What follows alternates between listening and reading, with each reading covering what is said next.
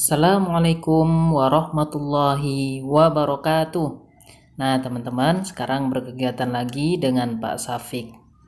Yuk kita baca doa dulu teman-teman sebelum kita memulai kegiatan. Allahumma inni as'aluka ilman nafi'a wa rizqan thayyiba wa amalan mutaqabbala. Amin. Nah, seperti biasa, sebelum berkegiatan, teman-teman akan ada kesepakatan terlebih dahulu.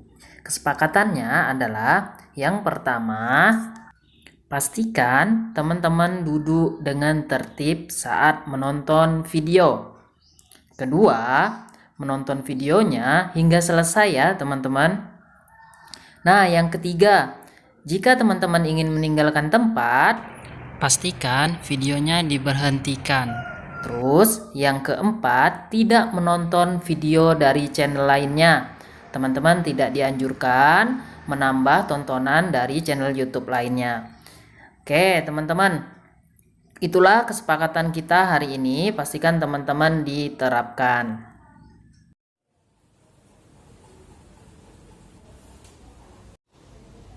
Nah, jadi seperti itu ya teman-teman dalam penggunaan kata sapaan. Silakan teman-teman gunakan kata sapaan dengan santun dan dengan apa itu ya penggunaan kata sapaan. Teman-teman, ya. Izin itu boleh? Ya, boleh. Silakan Ayu. Nah, teman-teman selalu ingat ya dalam menggunakan kata sapaan, gunakanlah kata-kata yang baik, yang santun dan tidak melukai perasaan orang lain. Subhanallah Ayu. Kalau menguap mulutnya ditutup ya. Ya Bu. Dan Ya. di dalam menuntut ilmu itu ada adabnya. Silakan diikuti adab dalam menuntut ilmu supaya ilmunya menjadi berkah. Oke teman-teman, ini juga buat teman-teman yang lain ya, bukan cuma buat Ayu aja. Oke? Bu. Siap Bu. Ayo, siapa yang belajarnya masih seperti itu? Baik enggak teman-teman kalau belajarnya seperti itu? Benar sekali teman-teman yang disampaikan oleh ibu guru. Jadi seperti itu teman-teman tidak dilakukan ya. Karena belajar itu ada adabnya teman-teman.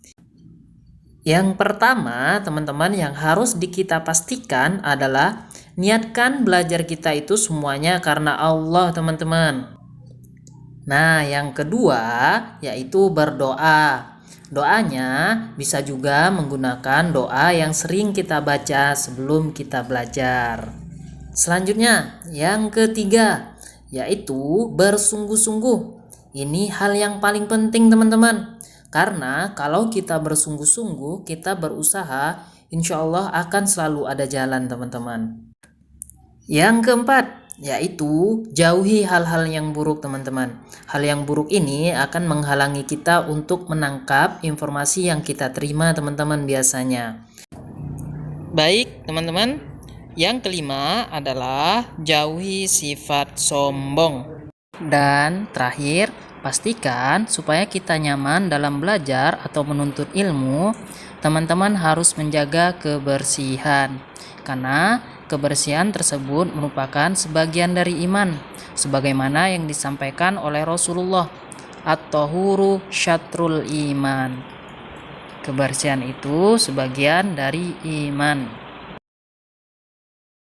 Kenapa sih kita harus belajar teman-teman? Kenapa sih kita harus menuntut ilmu? Kira-kira apa keutamaannya jika kita menuntut ilmu teman-teman? Yuk kita cari tahu sama-sama.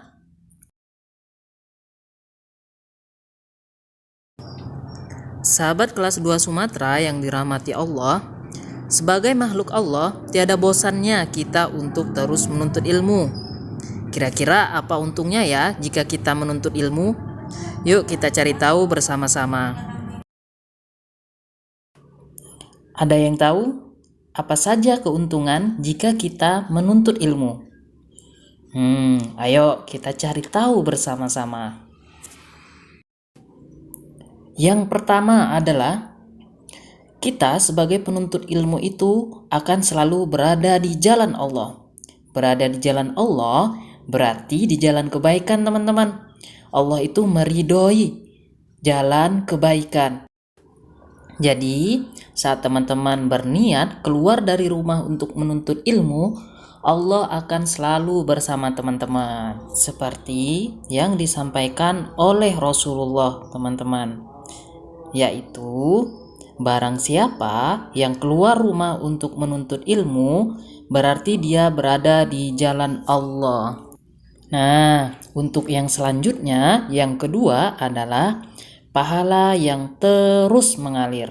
Seperti kata Rasulullah, jika anak Adam meninggal dunia, maka terputuslah amalannya, kecuali 3 hal, yaitu sedekah jariyah, ilmu yang bermanfaat, anak yang soleh yang mendoakan orang tuanya. Nah, di sini disampaikan yaitu ilmu yang bermanfaat, teman-teman. Jadi, saat teman-teman belajar, punya ilmu dan diajarkan kepada orang lain tersebut mengajarkan kepada orang lain lagi, pahalanya teman-teman akan terus kebagian. Walaupun teman-teman sudah tidak di bumi Allah lagi. Seperti itu, teman-teman. Jadi, pastikan teman-teman yang kita ajarkan itu adalah ilmu yang bermanfaat, ilmu yang baik, bukan ilmu yang buruk, karena nanti keburukannya akan kembali ke kita juga. Selanjutnya, yang ketiga adalah agar tidak dimurkai Allah. Jadi, Rasulullah itu menyampaikan dunia dan seisinya itu dimurkai oleh Allah, kecuali orang yang memanfaatkannya demi kepentingan zikrullah dan yang serupa dengan itu, para ulama dan para orang-orang yang menuntut ilmu. Oke, teman-teman, ada yang mau dimurkai oleh Allah? Nah, jika tidak, kita harus rajin menuntut ilmu. Karena betapa sia-sianya hidup kita, teman-teman, kalau kita tidak bermanfaat untuk orang lain. Selanjutnya, teman-teman, yang keempat adalah ditinggikan derajatnya oleh Allah, seperti janji Allah, yaitu Allah akan meninggikan orang-orang yang beriman di antaramu dan orang-orang yang diberi ilmu pengetahuan beberapa derajat. Surat Al-Mujadilah ayat ke-11. Jadi, di mata Allah, orang yang berilmu itu, teman-teman, lebih tinggi derajatnya, teman-teman.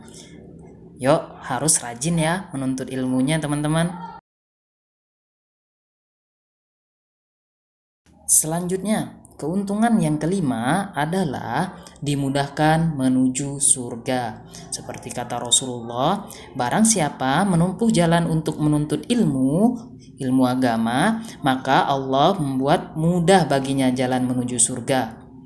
Kalau kita berilmu, teman-teman, insya Allah kita akan tahu mana benar, mana salah. Jadi kita akan selalu berada di jalan kebaikan. Insya Allah, Allah akan mudahkan untuk menuju ke surganya Allah. Allah akan tuntun dari ilmu tersebut. Jadi tetap rajin, teman-teman, untuk menuntut ilmu. Semakin berilmu harus semakin baik sikap kita. Karena Rasulullah telah berpesan bahwa menuntut ilmu, teman-teman, bagi kita muslim itu adalah wajib, teman-teman.